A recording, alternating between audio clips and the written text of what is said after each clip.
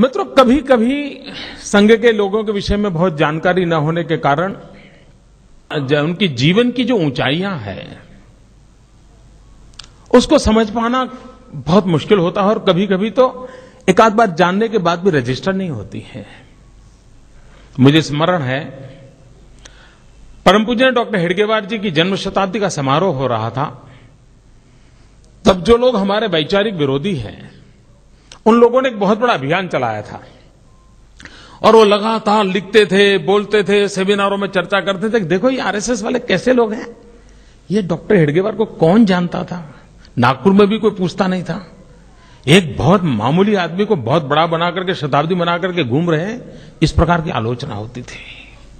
और मुझे याद है उस समय के हमारे सरसंघचालक परम पूज्य रज्जू भैया जी ने बहुत ही सटीक जवाब दिया था। उन्होंने कहा कि हमारे आलोचक जो कहते हैं कि डॉक्टर हेडगेवार जी बहुत सामान्य थे, मैं इसका विरोध नहीं करता हूं।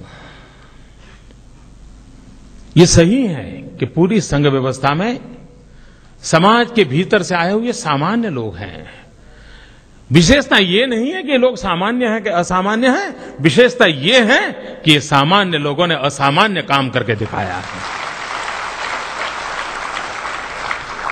देखिए, भारत के सबके सब मुसलमान हिंदू हैं, कोई अरबस्तान से आया नहीं, स्वभाव से भी हिंदू है। देखिए, मुसलमान बन गए, लेकिन भजन के बिना चैन नहीं पड़ता तो कव्वाली लाई।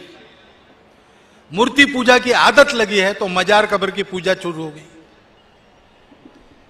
अब उसको अगर ये समझ में आ जाए भारत के मुसलमान को कि हमारी केवल पूजा पद्धति बदली है, वैसे तो हम हिंदू ही है, हिंदू पूर्वजों के वंशज है और हिंदू संस्कृति की विरासत है, हिंदू स्वभाव ही हमको मिला है, तो सारा झगड़ा खत्म हो जाएगा। उसके लिए उनको शिक्षा देनी चाहिए और शिक्षा के लिए सच्चर कमेटी चाहिए। तो आप विरोध क्यों करते हैं?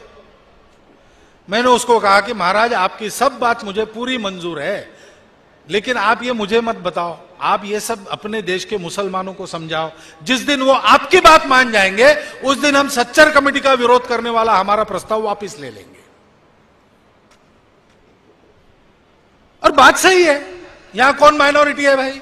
यूनो कहती है कि माइनॉरिटी एथनिक होनी चाहिए, रिलीजियस हो नहीं सकती, तभी हो सकती जब रिलीजियस माइनॉरिटी की संख्या उस रिलीजन के संख्या 5% के अंदर हो। अपने देश में दोनों व्याख्याओं में बैठने वाला कोई माइनॉरिटी नहीं है और सब समान पूर्वजों का वंशज है और कहीं जाने वाले नहीं है, उनको जीना मरना भारत में ही है।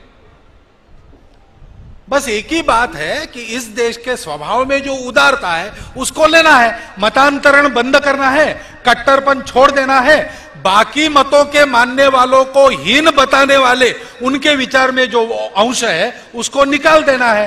भारत के पूर्वजों को अपना मानना, भारत के इतिहास को अपना मानना, भारत माता के लिए जीवन है ये मानना।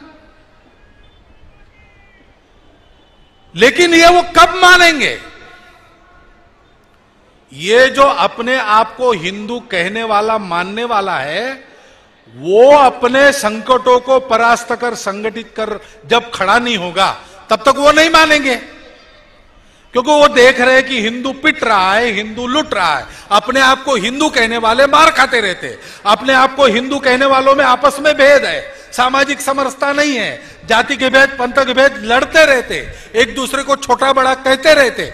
ऐसे हिंदुओं के साथ रह के क्या करना है? और इसलिए सारी दुनिया को एकता के सूत्र में पिरोने का एकमात्र रास्ता हिंदुत्व है और वो सबके समझ में आ जाए, इसका एकमात्र रास्ता है हिंदू संगठन। वही संघ का काम है। संघ किसके लिए करता है?